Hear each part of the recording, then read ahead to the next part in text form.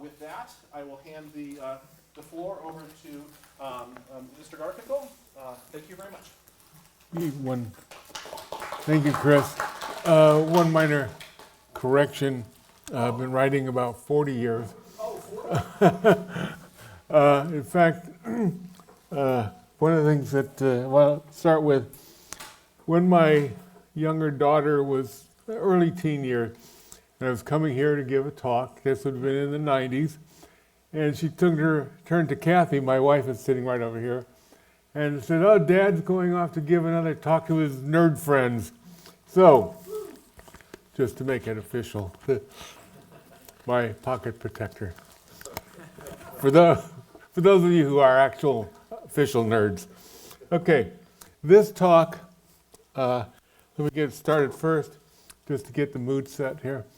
Before I forget, on the night of, or the evening of November 21st, 2002, I gave a talk on the Mimbres, only a lot longer than this, what I'm going to do tonight.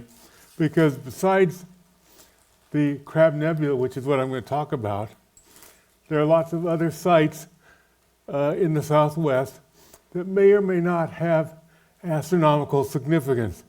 One in particular in Chaco Canyon, which is in Arizona, it looks like a crescent moon with what may be a star, except when the supernova exploded and was discovered, seen by the Mimbres, it was the wrong crescent by the drawings. Anyway, I'll get more on that later. But let me get you in the mood. Like I said, I gave the talk. Oh, the significance of that November date. The next morning I got laid off. And when I gave the talk at the Chabot Space and Science Center in the planetarium, it was nearly full house. So let me get you in the mood. Now, this music by a man named Way,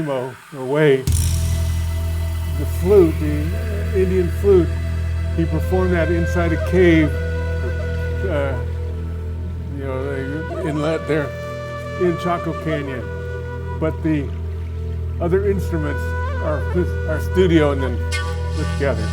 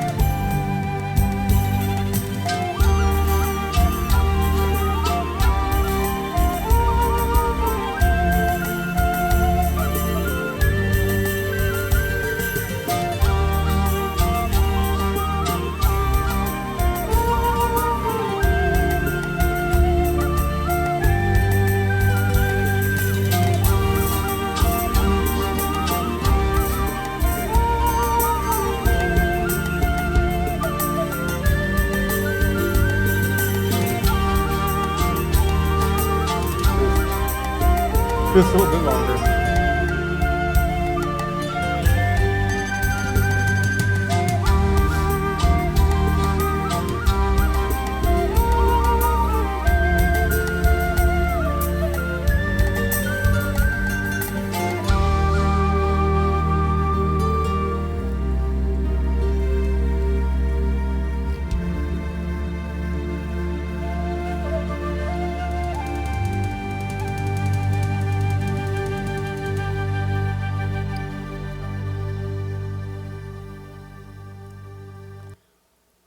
Okay.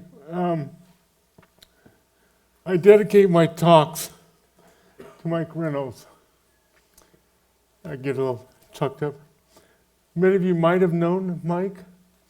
He was the last director of what we now call Old Chabot, which was the last time it was called the Chabot Observatory. He was the first director of now the Chabot Space and Science Center. And Mike was the former executive director of ALPO, the Association of Lunar and Planetary Observers. And in that role, he was also the head of the transit section recorder. And for the transit of Mercury in November of 2019, I was going to Florida, meeting up with Mike for a little bit. And unfortunately, he passed away just a few weeks before the transit. But you'll notice, oops, hit the wrong button, Zoe. You'll notice the space shuttle. Mike was the former Teacher of the Year in Florida before he came out here, and he was a runner-up to Christy McAuliffe for the Challenger. You know, if she had not been in the program, he would have been on the Challenger. So I dedicate my talks to Mike. Now, Chris has mentioned about my book, so I've got to give a little ad in here, right? It's 3 volumes. I did give one set to the organization, the association, back was it November, December, when we had the 70th anniversary. And so it does cover everything in the moon. Now, I do talk about the Mimbres in Luna Cognita as well. So if you want to read more about them, what I'm going to talk about, you'll find it there. Okay, now, with the Indians were sky watchers, just like the Chinese and very much, and the other Asians, and also the Muslims and such. Various people watch the skies, especially like in China. Anything that might happen to the emperor, they wanted to know in advance, because they thought the sky controlled the emperor. So, one of the things, I hate this thing. Up here, we'll start with this one. You'll notice that in the wintertime, the moon is almost directly overhead, but the sun will be low. In the summertime, it's just the opposite. The moon runs low, and the sun is higher. They needed to know that, one for their crops and such, and when would be the rainy season, especially in the desert. Now there are rivers in the desert in Arizona, and they built canals, which I'll show you in a moment. Okay, and here you need to watch the regression of the moon. Remember, the moon spends part of the month above the equator and part of the month below the equator. Those are things that they look for. And the standstills, when the moon is going to be, and the sun, be the farthest north or the farthest south. Okay, those were important to know, for them to know when their festivals were to be held, when they're, like rain dance, when the monsoon was going to come. What if there was no water? What happened? So this is a little hard to see, but I have, if you're looking here due east where the equinox rises, the moon is and the sun is going to be far south and far north. And as we go around, unfortunately this doesn't show very well, but the tilt of the earth, which I talk about here, those are important to people who are more inclined. Now today here, we don't look at the sky. You might have tried to watch the lunar eclipse the other night and got fogged out. But most people, they don't pay attention. In fact, it was just a few weeks ago, the 9 planets, well, if you count Pluto a planet still, were visible. Okay, and the news people, they all got excited about that. Well, about 20 years ago, that happened, and I remember the announcer at night, a young lady, said, oh, all the planets are out, but you can only see 8 of them. And I wanted to yell at the television, idiot, you're standing on the 9th one. So they tried to inform us, but they don't do that well. Okay, now unfortunately, the canals, which are these dotted lines, this is Casa Grande, and you have some rivers that are here, and this is north, this is towards Phoenix, down here is towards Tucson. So there's several rivers, and they built these little canals to bring water to this area, Casa Grande. Okay. Now, if you go to Casa Grande, the city is actually way over here, a whole bunch of miles away. And when Coolidge, which is the city it's in, the road ran over here and then tied in. This is the main street through Coolidge. It was named for Calvin Coolidge because there's a reservoir that was built during his time as president. Now, this is where the main house is, Casa Grande. This is the roadway in. And if you'd like, I'm going to set this on the table. This is their, so get a little better light here. This is their guidebook, which you can get on the internet, or you can contact the National Monument. Hopefully there'll still be somebody there working, and get their little booklet. A lot of pictures, a lot of history and such talking about it. And I'll lay that here on the table. You're welcome to take a look at it. Well, my connection with Casa Grande is back around 2004. My parents bought a gas station down here. They sold our family factory building, and they bought another building, but they had money left over. And as a 1031 trade, if you don't meet the 180-day deadline to buy something, you're out of luck. You're going to be hit with capital gains. Well, they couldn't have enough time to get a loan, so what the money they had left over after buying the other property, they bought the little gas station, like a Circle K, which is now a pizza place. But the other thing, see, the Indians they had clear views in these directions, and I'll talk about it in a moment. But now there's a big Walmart here and a bigger Circle K gas station. Our gas station was just a single pump. And so I could see from the gas station, I could see the monument, the ruin. And that got me interested in it, and I went over there and looked at all and the whole bit. I was already interested in Native American astronomy, but this really tied in because I didn't know that it had astronomical functions. In fact, it was probably made for that by the Indians when they built it in the early 1300s. The area around Coolidge there was settled around the 700s. So they were there for maybe 4 or 5 centuries before they built Casa Grande. Okay. Now, this is what it looked like in 1902. There's no canopy above it, which I'll show you in other pictures. Now, it looks all crumbly. It's not adobe, it's calcite, in which they mixed it with some water and they puddled it up and then built it up. And correct, so this survived for about 500 years with no covering at all. It was abandoned around 500 years ago.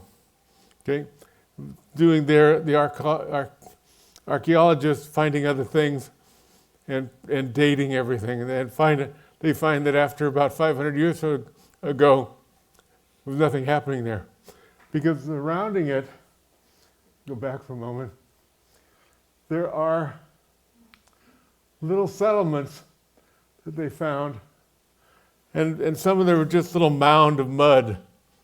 There's also a ball court, so they know that the Native Americans there were playing ball, and it's right about in here. So they thought at first, the archaeologists thought it was a well because it's a depression, And then the more they looked around, they discovered that it was a playing field. Okay, so the walls are cracked and missing, and there's a beam sticking out here, which I'll talk about later, show you in other pictures. But you can see how the desert is, the plant life is trying to take over there. Okay, now, so the great house was constructed in the early 1300s. The building is made of calcite. The building is approximately 60 feet wide here. And now this smooth area here has been, when they tried to restore the building, the foundation was crumbling, and they were, the Park Service was afraid the building was going to fall down, so they put, it's sitting on concrete now, and they supported it. Now, I'll show you another picture where they had a canopy that was just a wooden canopy, but this was built in the 1930s and covers to protect the great house, the Casa Grande, which is, of course, Spanish. So this is facing the south. The building is almost perfectly aligned north, south, east, and west. Just like they talk about the pyramids in Egypt, aligned almost within fractions of a degree of true north and true south. Okay. Now, I mentioned about the equinox and the solstices and such. Now, on the eastern facing wall, oops, go back. Where are we at? There we go. Okay, there are various windows along the wall, which I'll show you in a little better detail. And window A, they could look at an angle, okay, and see selected lunar events, in particular the standstill. Okay, so you have a 1 degree wide strip when you look at an angle through that hole. Okay, you got window B, which is here in the middle. You could see the same view as window A, but 2 weeks later. Okay, and window C, the rising winter solstice marker, also indicates the setting sun for the summer solstice. A spot of light would shine through a hole. The hole would be through here and out. So a sky watcher could watch here, and at that time is the only time the sunlight would shine straight through the building. Other days it wouldn't shine straight through. Okay. Window D, there are 2 openings on the 3rd floor. Now this is 4 stories tall. So this would be above this wall, okay? And then there's window E, also in the top floor. They just haven't been able to figure any astronomical use for it. It faces off there, and we're just not sure. Okay, so you can see the little holes here and here and here and such. Again, this is the west-facing wall. So this would be where sunsets would shine through. Okay, so this photograph is again taken before any other restoration work and such was done. And on the second story, the solstice hole was, let me go back, window C, which is this guy here, okay, is right here. Okay? So the rising winter solstice sun or the setting summer solstice sun would shine through this particular hole. And this is more of it in color. The earlier pictures are in black and white, obviously. So here you see the window C, this hole here, which is much enlarged, and here. And the cracks go up and down because it was built in layers going up with that, not adobe, it was a calcite. And the interesting is that material is underground. They had to figure out how to dig it out, mix it with water, and then build the wall a couple of feet at a time. And the material is not water absorbent, like if they had built it with adobe, this would have been long gone. So here's where you can see where they're looking through the window D. This is the inner wall, and this is the outer wall, and only on those certain days will the sun shine through all three holes. Okay? How they align that, we have no idea, but they figured it out and created this. So the solstices show through that. Oops, go back up. Too fast. Okay, now, inside the walls are smooth, and they found handprints in the wall from the makers. So it's like they signed the wall, you might say. But since it was multiple stories, you see these little holes here, and up. You don't see that too well. I do have the original pictures here on the table. You're welcome to take a look at them. Where did they get the wood from? They're out in the desert. They hiked about 50 miles away to the mountains and then brought the wood back. As they got the wall up to this high, they laid the beams across, because you see them here too. And that's how they made, the floor. Well, unfortunately, after they abandoned it and the Spanish showed up in the mid-1600s, they wanted to build buildings. So what did they do? They cut the logs out. And archaeologists found bits and pieces of wood that was either stuck in the hole or had fallen down. This had filled up with sand quite a bit, which had to be dug out. And so we know what kind of wood they'd used because of the remnants that were found. So this is a postcard from the 1970s. Okay, let me go on to the Crab Nebula. Now, like I said, on that November day back in Chabot's Space and Science Center, I gave a much longer talk than about this particular object.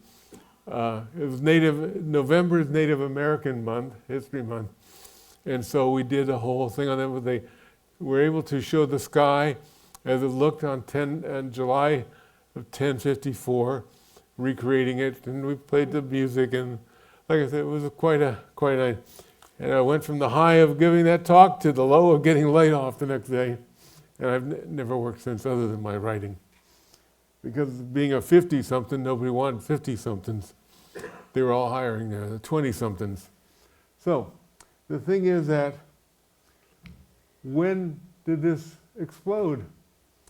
And what's going on? Well, they've taken from observatories over the years, in the early days of photography, and they were able to determine that these filaments were spreading, taking a picture, say, taken in the 1860s versus the 1920s, and they found that these filaments were expanding at the rate, which is almost incredible to believe, 100 miles per second. If we could travel that fast, it would take you 4 seconds to get to LA. Probably take you an hour to get to the airport, but So in here, right about in here, when they use infrared telescopes and such, they see there's a star still in there, the neutron star. So we know this as M1 on Messier's list. And the thing is that how we know a little bit about this is the Chinese, being that they were recording everything going on in the sky, they saw this object in the daylight for 23 days. Well, they weren't the only ones because, let me show you the sky, I forgot. Here's M1, here's Taurus, here's the Hyades, here's Aldebaran, and the Pleiades, okay, and Orion down here. So, that was the sky. What they found here is the nebula was first seen by French comet hunter Charles Messier. He lived from 1730 to 1817 on September 12, 1758. And he was looking for comets. You can get rich and famous discovering comets. Today you become famous like David Levy or Don Machholz, who used to be a member here. Don, remember, came up with the Messier Marathon And I included that in my book, Star Hopping, Your Visa to Viewing the Universe, that Chris mentioned, which came out in '94 in hardback. And in 1997, Cambridge came out with a reissued the hardback and paperback. And Simon Mitten, my editor, says they never do that, okay, because it was selling so well. But it was the first book with Don's Messianic Marathon. He used to have it on mimeograph paper and gave me a copy of it. And we worked on it. Unfortunately, we lost Don just a couple of years ago. And then he did his own book. When my book came out, Sky and Telescope also came out with a star hopping book. In fact, they got Cambridge to delay the publication of my book about 6 months, but they did not include a Messianic Marathon in McRobert's book. So I'm very proud that I got Don's Messianic in there first. So, and you see it's got various things. I ran out of room. I mean, there's a whole bunch more names than it goes by. But it was first, the expansion was first by Carl Otto Lamplin at Lowell. And in 1921, the average expansion is about 2 arcseconds, 0.2 arcseconds. Now the distance between Alcor and Miser is 700 arcseconds. So this baby's moving pretty quickly there. And it equals a rate of about 100 miles per second. The Crab Nebula is approximately 6,500 light years from Earth. In other words, this exploded long before man was even becoming civilized. And we were just hunter-gatherers in Africa when it actually happened. So it's about 10 to 13 light years across, and 1 light year is 5.88 trillion miles. And there's a feature on the moon named for both Messier and Lamplin. Different features. They're not the same feature. Okay. Now, the Mimbres, it's again, sorry about hard to see, but this is the boundary between Arizona and New Mexico. And there's the Mimbres River here, named by the Spanish. And so there's a valley, so they named the people after the river, after the valley. So we go back to the Spanish. And here's showing Arizona and New Mexico. Now, on the night when that happened, the Native Americans, when they saw it on July 5th, you have a 21-day-old waxing gibbous moon, 1 day before the third quarter. The supernova guest star was first visible to the right down here, just and south, just below the moon. Okay, and we've been able to, like, when I gave that talk at Chabot, we recreated the sky that night in the planetarium with the moon, and they're able to project the Crab Nebula. Of course, it was huge compared to the moon. It was just a little out of scale so people could see it. Okay, now, what's important in my talk here is people see all kinds of stuff that they think is the moon, you know. Well, in this case, anybody you see the rabbit? It was very easy to see it because it's all, I've got it lined up here. Here you have Mare Crisium, his cottontail, Mare Serenitatis and Tranquillus, and Humerus, his big ear being Mare Imbrium, and his eye is Kepler, and such. Well, this becomes important because, like, the Chinese have their woman, their rabbit in the moon, and in order for you to get married, you have to get an okay by the rabbit in the moon. He's got to bang a drum, and then you're able to get married. Okay, many cultures have the other things that you can see right in here. There's a man with a mustache. You just barely see the mustache in this particular picture. Well, I go back to giving talks here to San Jose back in the old overhead projector days. Do you remember those? With the transparencies? Well, this was a transparency that I scanned so I can show it today. So I have a picture of the full moon and I overlaid a drawing of the rabbit. Well, why is this important?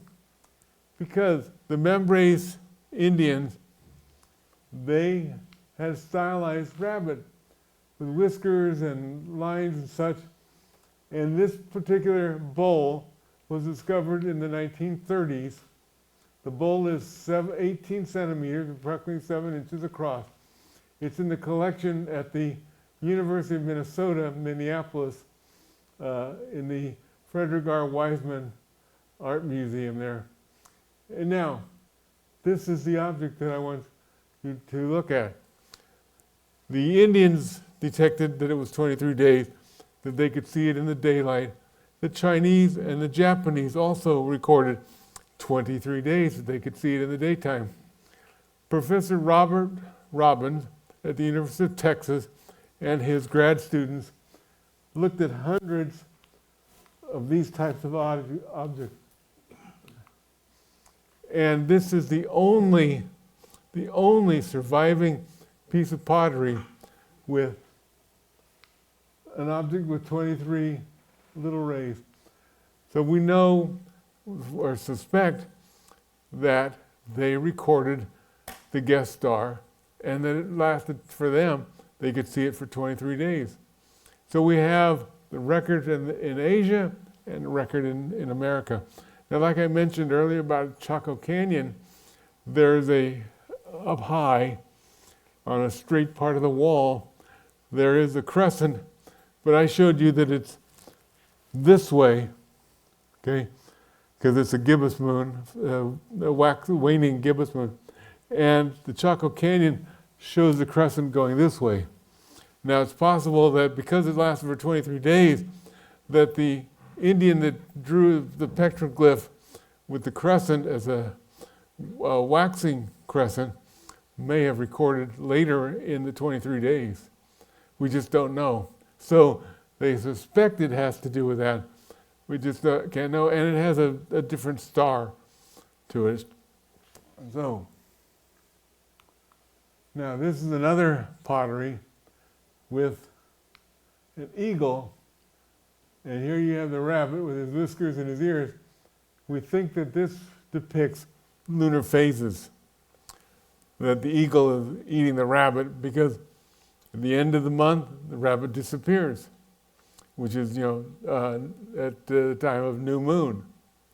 Okay? So they had to come up with some explanation, and their explanation was an eagle is eating the rabbit. Okay? Now, this is a piece of a seed pottery, and this is where you put the seeds in, that my wife and I, we bought in Scottsdale about maybe 8-9 years ago, maybe a little longer. And it's depicting the eagle eating a rabbit.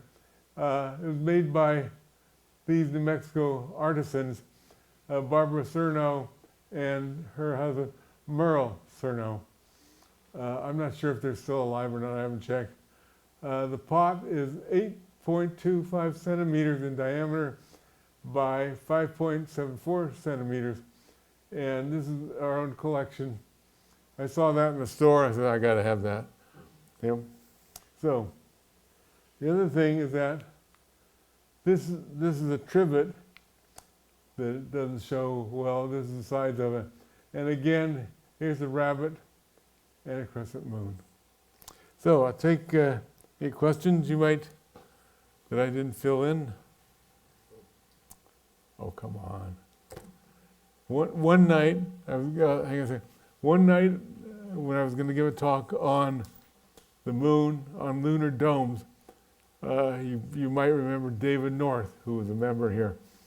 He came up to me and said, Bob, how are you going to talk for an hour on lunar domes?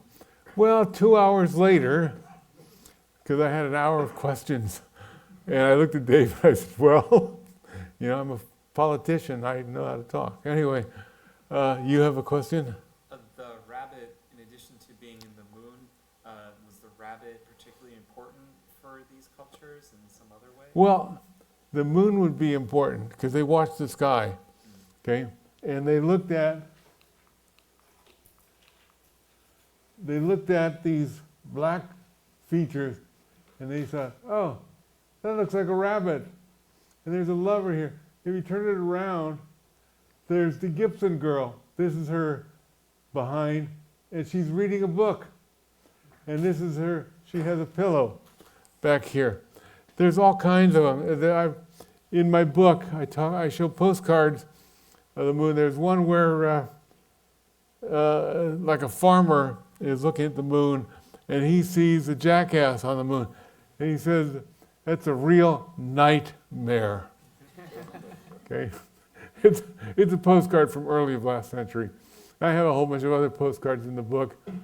At the end of each chapter, I put a postcard of lovers with the full moon behind them. Or there's another postcard with French lovers, and it's snowing outside, but the guy sneaks into her bedroom, and they're hugging while you see the moon and the snow falling. Lots of romantic type things that we do with the moon. But all these dark figures, they become personifications of like the rabbit or lovers or other things that you might see. And so that would become important. Also, another thing that the Native Americans thought, that there was a grandfather moon, and he'd got in trouble, it's a coyote. Coyote's always causing trouble, okay?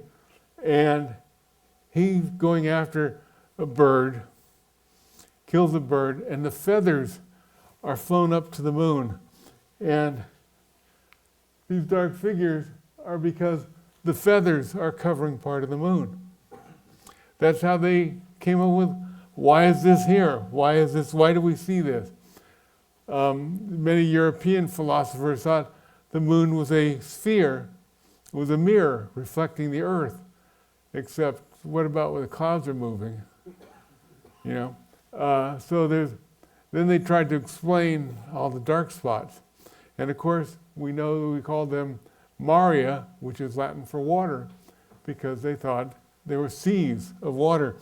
They think that the moon was covered in water. It was a lunar ocean, not magma ocean, but we know it probably was a lot of volcanic activity on the moon for millions and billions of years. And they're hoping that they can find water when they send astronauts on the Artemis program, if they ever get around to getting it to work, because they were supposed to have launched, I think, a year or 2 years ago. I think it's 4 women are the crew for the Artemis. You know, Artemis is the Greek goddess of the moon. She's one of them. It's also Selene, which was the more important moon goddess.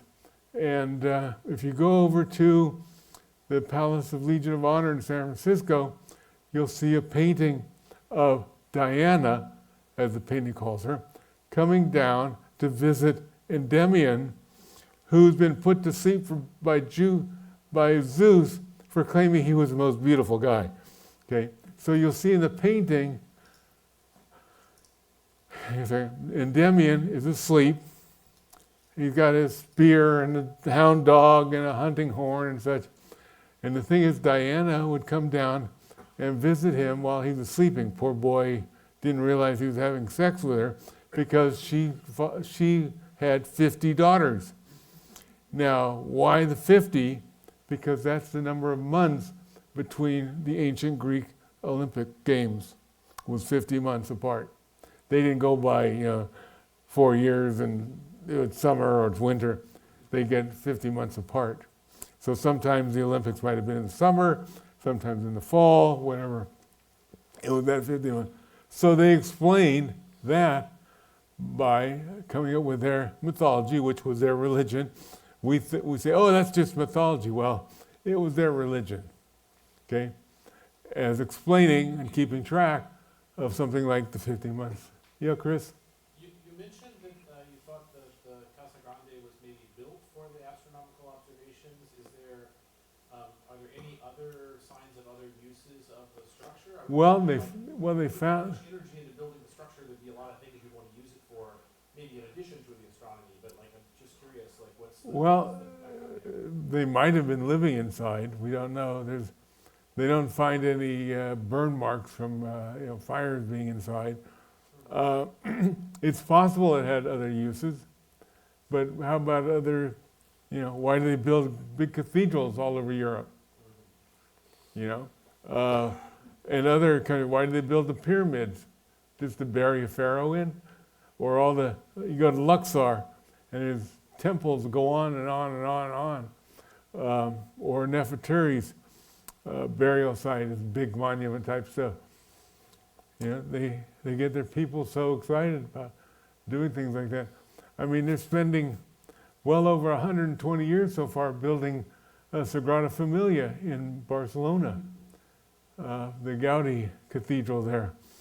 Is it just for religion? I mean, they could have just built a regular old church, so to speak, and it would serve its purpose, but I don't know if you've ever been to Barcelona. Our son-in-law is from Barcelona, so we've been there a couple of times. And it's just an incredible building. Now, the Native Americans, they didn't put all the fancy gargoyles and all that stuff. I mean, they're a utilitarian building, and it was probably built solely for astronomical purposes. Because if you're there, you can barely see the horizon because of the buildings that have been built. But they had open for miles until the curve of the Earth. And so they were watching the astronomical things like a guest star. They must have known the night sky to realize, hey, that's something new. It wasn't there last night, and then keep track of it for 23 days. That it was so bright they could see it in the daytime.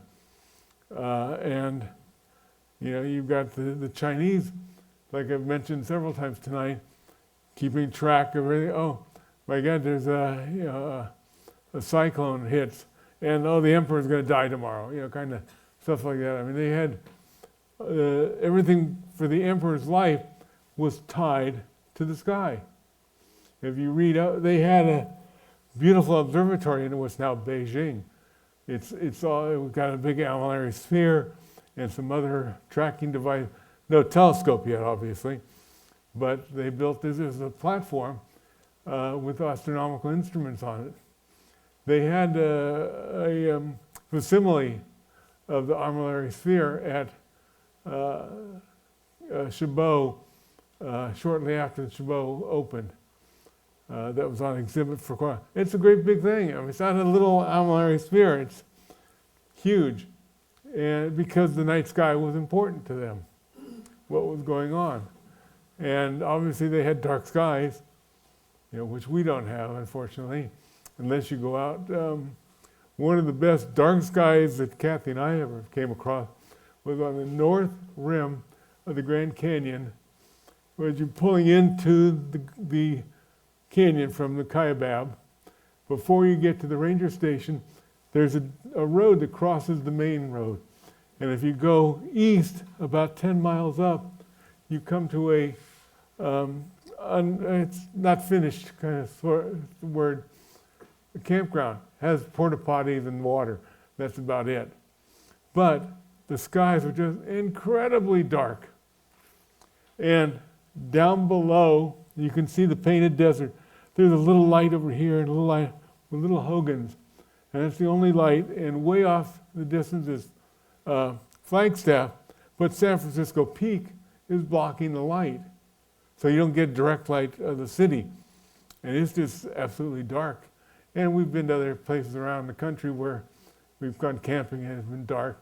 And I know East Bay Astronomical goes up to Bancroft, which is in the White Mountains. I don't know if any of you have ever been there. It's like almost 10,000 feet.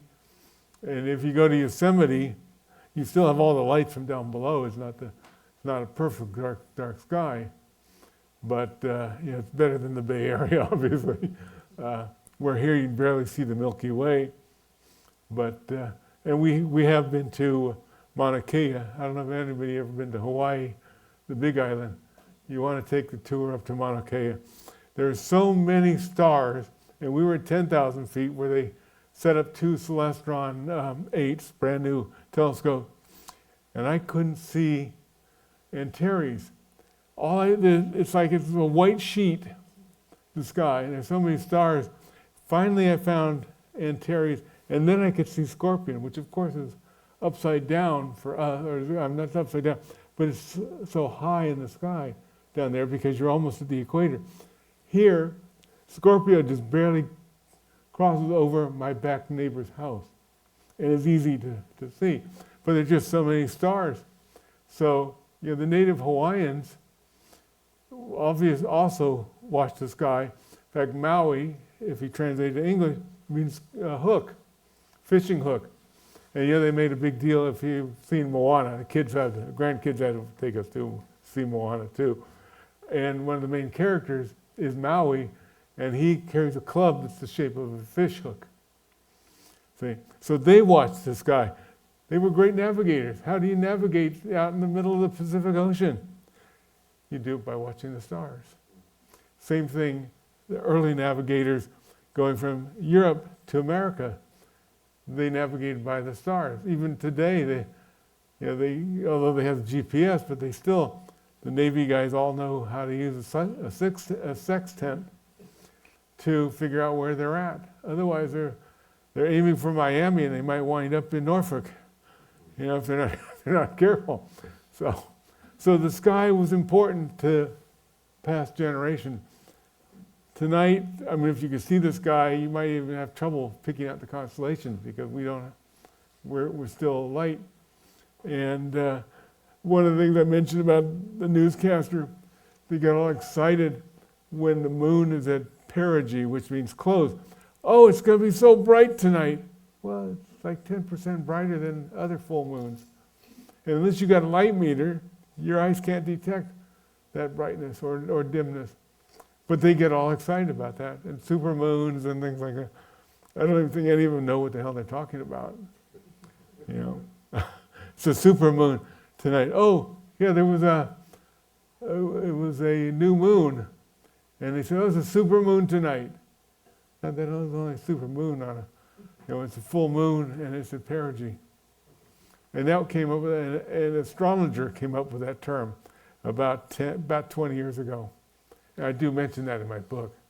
So it's just funny when you see the newscasters. Just take it with a grain of salt when they're talking about astronomy. Except Brian Hackney on Channel 5. I met Brian on the Viking Serenade for the total eclipse in 1991. He knows what he's talking about with astronomy. So if Brian is talking about astronomy, he knows what he's talking about. Anyway, any other questions? Yes, Marianne? About 8 years ago, we took a trip to Casa Grande, and I remember being so impressed with how they were piecing together the living areas and the canals, because you realize when you see the drawings and the diggings that they've been doing, that it was a very sophisticated community that could put in these canal systems. And you see the very dry, barren surroundings, and you realize they grew crops there, and probably they had to leave because of the big drought. Yeah. Here's what Marianne's talking about. These Yeah. little dotted lines are the canals that the Native Americans connected the river, here, the Gila River, and then another canal up here, and Pina Canal, and so they dug canals to get water to them, so, just like the Romans built aqueducts to bring water to the city, and the aqueducts survived to some extent, and so did the canals built hundreds of years ago. Thank you. Yes. In Japan, we also say there's a rabbit on the moon. Yes. But your hind legs in your drawing are like long ears, actually. Oh, so he's upside down? Upside down.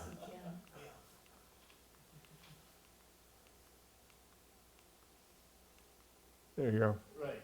So the hind legs, the right hand, Yeah, so he's upside are down. supposed to be the long ears of the rabbit. Yeah. Well, because Mare Ibrium here is his ear, and these are his hind feet, and again Mare Crisium, which is where well, not ghost. Let's see, Blue Ghost landed down south. I'm trying to think. The one that just landed and then tipped over again. Firefly. No, not Firefly. They don't hear about it. It just landed like last week, but it tipped over again. So they're not getting anything from it because the solar power is now lying on the ground. So they're not. The battery ran out. It was only supposed to last one lunar day, which is 14 Earth days, from sunrise to sunset on the moon. And so they had it oriented so that it was supposed to land with the solar panel facing the sun. And unfortunately, that's the side it fell on, and the batteries was only going to last a day or so after landing. But so unfortunately for that space enterprise, they failed twice. I mean, they hit the moon, but unfortunately their craft didn't land. Didn't survive the landing. But there's a whole fleet of proposed lunar excursions, lunar landers. The Chinese are very close to landing humans on the moon, and again we're in another space race with the Chinese. Artemis was, like I said, originally was supposed to land about 2 summers ago, and now it's like 2026 or 27. And so one of the other problems that they're trying to overcome is lunar dust. Okay, on Earth, pieces of rock hit together and knock off little pieces and become rounded like sand. Sand started out as big boulders. Okay, but because as they tumbled down the river, pieces got knocked off, and that's why they're rounded. Well, Harrison Schmitt, who wrote the introduction to Luna Cognita, told me that one of the real problems they had was the dust clung to everything. It's almost like it's magnetic, which it's not, but it's sharp because they haven't been rounded. They've been, something impacted the surface, and all this stuff is blown out, and it's all sharp. It's not eroded. And it's stuck to, they had real trouble with their gloves because the neoprene seal got covered with dust, and they couldn't get the dust off. So they're talking about building a colony and building a telescope up there on the far side where it'll be dark. They think it'll be dark all the time because it's the dark side, which just meant unknown. Just like darkest Africa had nothing to do with the skin color of the native. It had to do with unknown. Okay? So he said and even the online they said that's a real problem, trying to solve the lunar dust, because when they walk and they kick it up, it doesn't fall back down very easily. There's almost no gravity. It's only 6% gravity compared to the Earth, and they're going to have problems. And you look at the pictures, especially of the Apollo 17 astronauts, they're all covered in dust inside the LEM. They had problems with the dust inside the LEM by the 3rd day, and as Harrison called it, his camping trip. So the other thing about Harrison, we first met him in '91. He was giving a talk on the Viking Serenade, and at the end of his talk, he said, as they're preparing to take off, he said, Gene turned to me and said, "You want to go outside and take pictures of the liftoff?" Yeah. He gave the same thing when I saw him a few years later. He said, "Yeah, I wish I could have gone and stayed longer." I mean, he was in a happy place. He's a geologist, scientist, and he only had 3 days to do his geology. But the lunar dust is going to be a problem, especially if they're going to try and stay for whatever, 6 months or a year, whatever they're going to build a colony for. That's going to be a real problem that they have to overcome. And it just stuck to everything. In fact, a whole bunch of years ago, Jim Irwin from Apollo 15 saved the name pad, his nameplate, off the back of his backpack. And it sold, this was years ago, sold for in an auction for $75,000. And it even said, still covered with moon dust. So if you bought that, you got a sample of moon dust because it just clings to everything. So next time you look at pictures of the Apollo astronauts, you'll see how dirty they are. And that's because this stuff just stuck to everything. Like I said, like it was almost static electricity. So anyway, any other questions? Nope. Okay. Thank you very much, and probably be back with another talk someday soon. Yes, Chris. Can I ask one more? Is there any, I mean, I imagine the answer is we have no idea. Do we think that since you mentioned the astronomical alignments were so important for the calendar, and Casa Grande, of course, is preserved because it was built out of that calcite, is there any suspicion that like other sites that those same Native American tribes would have built would have had similar things, maybe with less durable material? Like, do we think that those same It's possible. orientations might have been noted? There is remains adobe building in other sites in New Mexico. The calcite is basically specific to Arizona. It's not found in any other place that I know of. And then you have like the California Mission, built by Father Serra out of adobe, and they basically disappeared until they were rebuilt. Now, Carmel Mission was built out of the main, excuse me, the main church building was built out of sandstone. So even though the roof was gone, because when the missions were turned over to the Spanish government, when Mexico became separate from Spain in 1823, they secularized the missions and they kicked all the padres out. They thought they were going to be spies and whatnot. So people who lived here, they said, hey, I need to put a new roof on my house. Oh, hey, there's tile on this old building that nobody looked. All the tile disappeared. And so the buildings crumbled to nothing. Mission San Ynez was just a pile of mud because it had washed away in the adobe. So there may be other things that were built with the only material they had was the adobe. And like I said, the Indians had to travel over 50 miles to get the wood to build their floor. Well, the Spanish who were living in that area, they said, well, why did I go 50 miles to go get a log when there's a whole bunch of them right over here? And there's no Indians around anymore. And the wood disappeared. So those kind of things, there may well have been more astronauts. And then, of course, we built observatories all over the place in the 1800s. I mean, every university had to have if they had an astronomy classes, they had to have an observatory. Yep. Grant Ranch, which is just nearby us, and Halls Valley Astronomy does star parties there.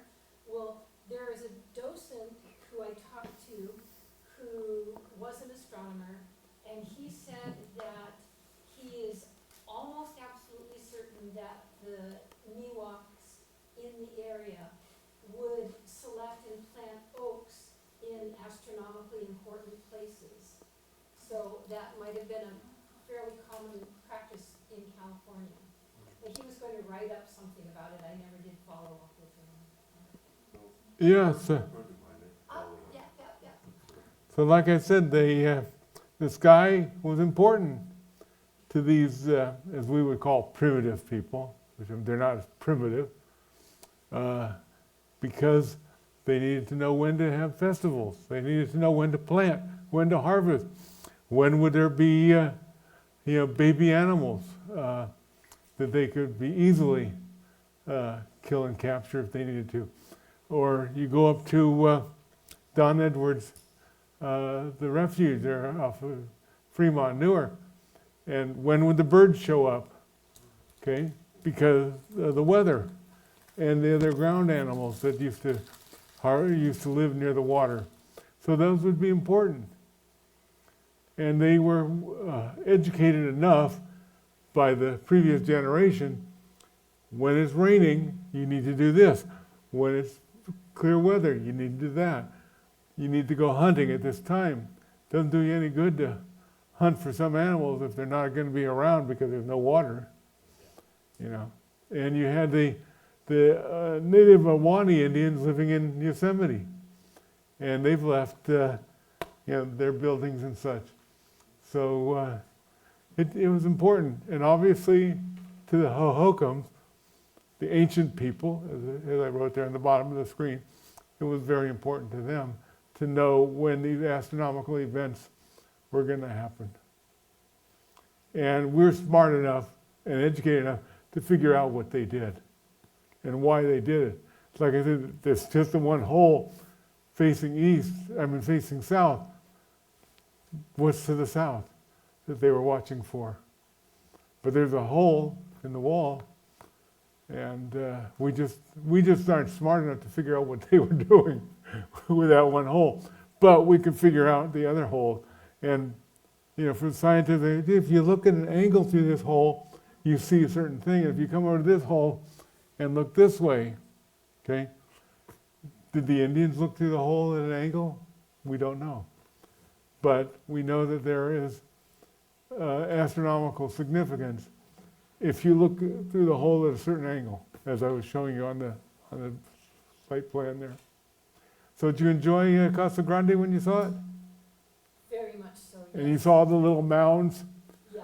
that they had where people lived. There was a village, and they were here and way over here and such all around it. So it'd be like the Casa Grande was their main temple, so to speak, if you compare it to the European living near their church. And so. Oh, we've got another question here. I was just curious about the writings. Like you mentioned that the guest star was like the Native Americans have mentioned that they saw the guest star appeared in the sky. So is there like those writings are there at Casa Grande? Well, they didn't write it down. What we found, what I showed you was a piece of pottery, okay? And what I forgot to mention, if you noticed in that piece of pottery, there was a hole in it. And they called that a kill hole because the pottery was found usually on the face of the skull, because by putting a hole in it, took away its power. So they were concerned about someone when they died, evil spirits or whatever. So this was to make sure that they didn't have the evil spirit. So all of the pottery that Professor Roberts looked at all had holes in them. And near Flagstaff, south of Flagstaff, there's a dirt road that we follow through, and it takes you to an Indian mound, shell mound. And you have a nice little walk to get up to it. And it's all broken pottery. Little pieces of pottery. There must have been millions of pots. And then near the end of it, there's this big concrete W. And of course the guy said, "What the hell do you think that's here for?" Well, when the planes, they didn't have all the maps and directions. It was W for Winslow, Arizona. It was so the pilots would know they were near. Just like you have Niles, the name of Niles on the side of the hill. And you go to like Elko, Nevada, there's a big E on the hill. That was directional stuff for the early airplanes, because they didn't have compasses that worked well and directional equipment. They didn't have GPS on the airplane. They know exactly where they are, down to the fraction of a degree, because of the satellite. So, but this big shell mount is just incredible, the size of it. And you walk around and there's all these broken pieces of pottery. So they just dumped it all in one place. It's not too far from Meteor Crater. It's in that Meteor Crater just slightly northeast of this shell and pottery mound. So if you go to Flagstaff, you can find, somebody will probably guide you to there.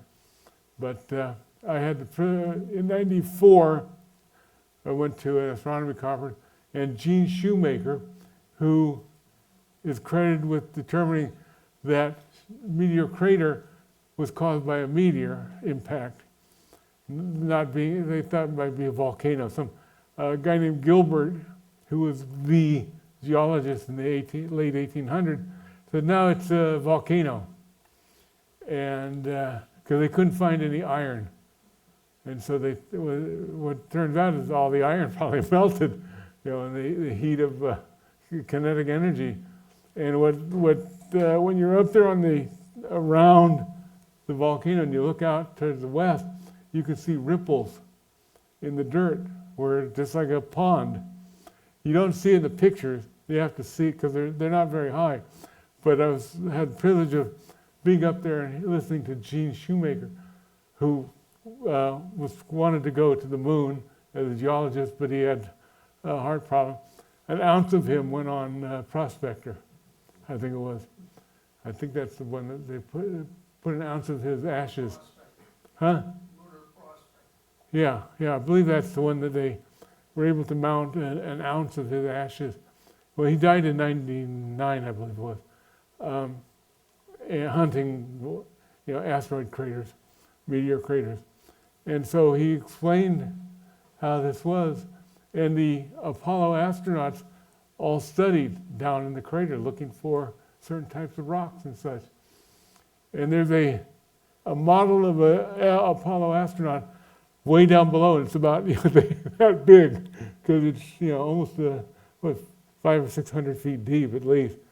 But you see the rocks are curved up, and what Gene discovered was that the layers of the rock that were tilted up out around it were in the exact same opposite order.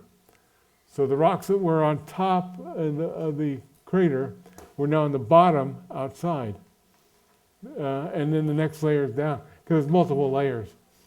The rocks, when you look at it and the way they're tilted up, it's just incredible to be there and be that whole, we visited several other native sites there. Casa Verde is another one. Chaco Canyon, you couldn't go down into it. It's closed to the public, but you take a road and you can see where they built their houses inside little caverns. Like I was playing the guy's music.